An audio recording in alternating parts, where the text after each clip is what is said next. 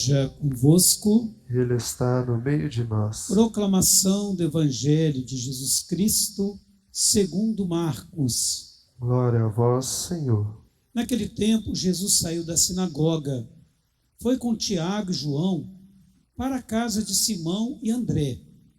A sogra de Simão estava de cama com febre. Eles logo contaram Jesus. E ele se aproximou, segurou sua mão e ajudou-a a levantar-se. Então a febre desapareceu. E ela começou a servi-los. À tarde, depois do pôr do sol, levaram a Jesus todos os doentes, os possuídos pelo demônio. A cidade inteira se reuniu em frente da casa. Jesus curou muitas pessoas de diversas doenças. Expulsou muitos demônios. E não deixava que os demônios falassem, pois sabiam que ele era. De madrugada, quando ainda estava escuro, Jesus se levantou, foi rezar num lugar deserto.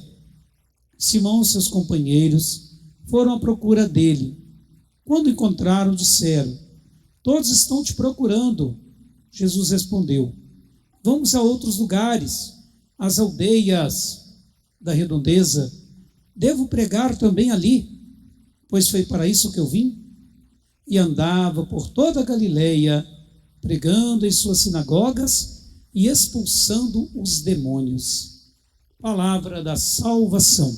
Glória a vós, Senhor. Louvai a Deus, porque Ele é bom e conforta os corações. Louvai a Deus, porque Ele é bom e conforta os corações.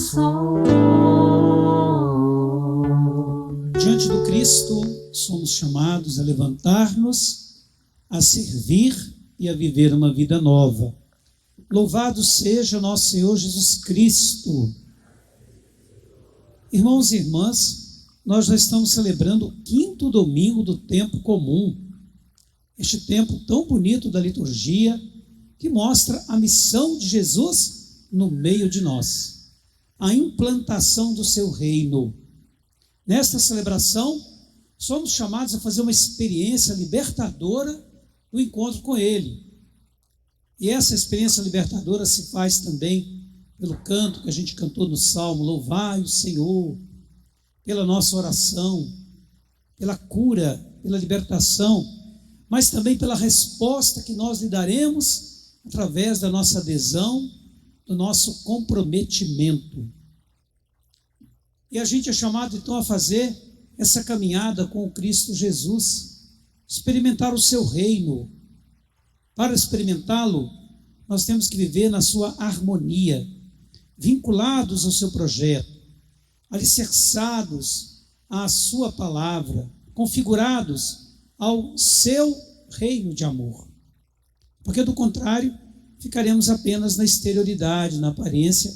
Isso não atingirá o âmago, o íntimo de todos nós. A liturgia deste fim de semana, primeiramente, traz uma reflexão sobre a tragédia humana, a dor, o sofrimento. Quem é que não passa pelo sofrimento? Vocês conhecem alguém que nunca sofreu na vida? Todo mundo. Essa pandemia mostra a finitude humana, a fragilidade, as dificuldades inerentes. Todo mundo passa por isso. A dor faz parte da história humana. A gente, para nascer, a gente nasce também sob a dor. Mas é uma dor de esperança, uma dor de vida nova, que renasce em todos nós. Quem está perto de Deus não significa que vá ficar sem dor, sem sofrimento. É errada aquela concepção que a pessoa acha assim: eu rezo, eu comungo, eu faço as coisas boas, então eu não vou sofrer, não vai acontecer nada comigo. Não é bem nesse sentido. Porque também a dor faz a gente experimentar a nossa humanidade, a nossa fragilidade. Ela atinge a gente no mais íntimo de nós. na nossa existência. Contudo, se experimenta a dor, se vive a dor de maneira esperançosa, na graça de Deus, ela vai nos fazer crescer também na nossa maturidade espiritual, no nosso encontro com Deus. Vai nos propiciar um sentido novo para a vida. O livro de Jó é justamente uma reflexão sobre isso, de um homem bom, verdadeiro santo, que nunca fez nada de errado, cuja família é tão bonita, abençoada, tinha seus bens, o maior bem patrimonial, própria família. De repente, ele perde tudo, as pessoas, é criticado pelos melhores amigos, pela própria família. Chega um momento em que tudo está perdido. Ele fica como que desesperado, sem esperança. E faz então essa grande reflexão sobre a dor, o sofrimento. Por que eu estou sofrendo, meu Deus? É interessante que essa poesia, esse romance entre Jó e Deus, vai acontecendo. É um belo livro para a gente pensar nessa história, na tragédia humana da dor, do sofrimento. No final, ele encontra o sentido. Qual é o sentido para a minha vida? Qual é o sentido para a minha existência? Se encontra em Deus. Deus é a grande resposta para as nossas angústias, para os nossos problemas. Uma vez Dom Luciano falava assim: não foi Deus que criou dor, sofrimento, fome, miséria, injustiça. Não. A gente tem uma falsa ideia de que Deus é que criou coisa errada. A gente até culpa Deus. Foi Deus quem quis. De forma alguma. Foi a maldade humana que criou muita coisa errada. Muita podridão na humanidade, muita corrupção, muitas tragédias vêm, infelizmente, da escolha, do livre-arbítrio humano. E a gente então vem buscar a força de Deus justamente para superar. Deus nunca abandona. Como aquele homem, aquela poesia, caminha na praia, as pegadas, ele acha que as pegadas são dele, e é de Deus, são de Deus. É Deus quem estava segurando-o ao ombro, para que ele não caísse. Ai de mim se eu não evangelizar, falava Paulo aos Coríntios. Sim, a gente tem que sempre evangelizar. Quando Paulo tomou conhecimento de Jesus Cristo, ele que era inteligente, doutor da lei, conhecia de cor sorteado todo o trabalho, os ditames da lei, mas quando ele fez a experiência de conversão, tudo ficou secundário na vida dele. Ele até dizia: para mim viver é Cristo. E a carta aos Coríntios do texto de hoje mostra São Paulo nessa consciência, dizendo: ai de mim se eu não evangelizar. Apaixonado pelo Cristo, a ponto de, em todo lugar, toda ocasião, toda oportunidade, ele evangelizava, fosse com palavras, com testemunho, com a sua conduta, com seu trabalho evangelizador, incansável, até mesmo dentro da prisão, injustamente, mas por amor a Deus, ele fazia o seu trabalho de evangelização.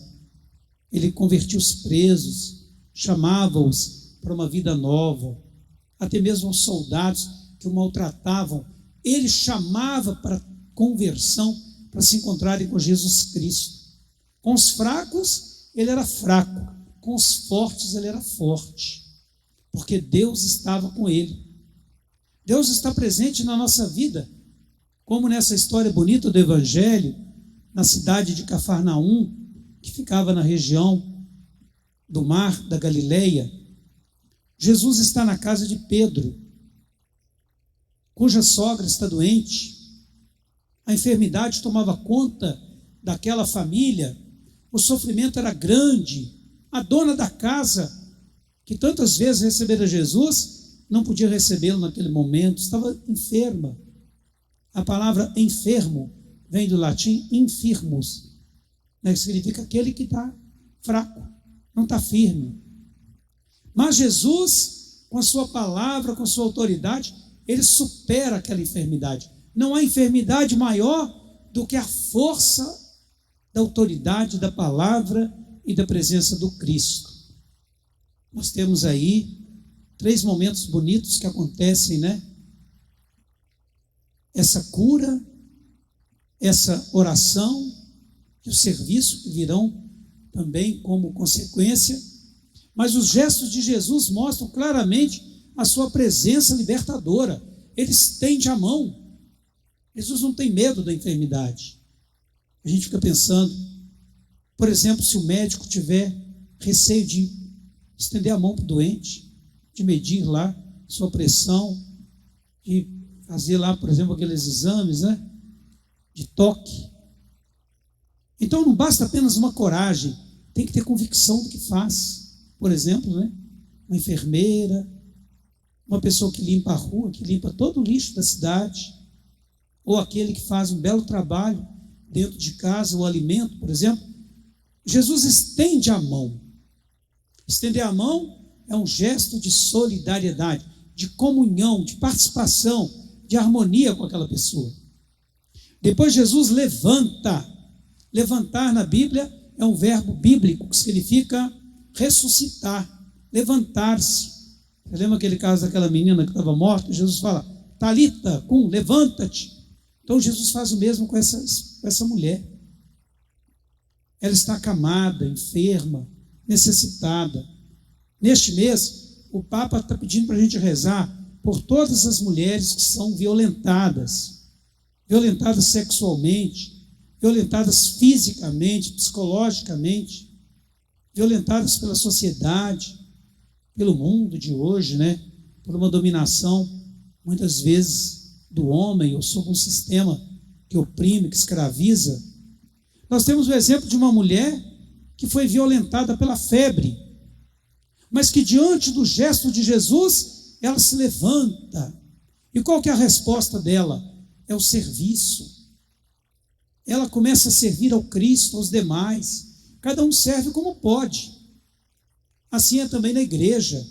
Cada um vai servir ajudando o outro, com palavras, com presença.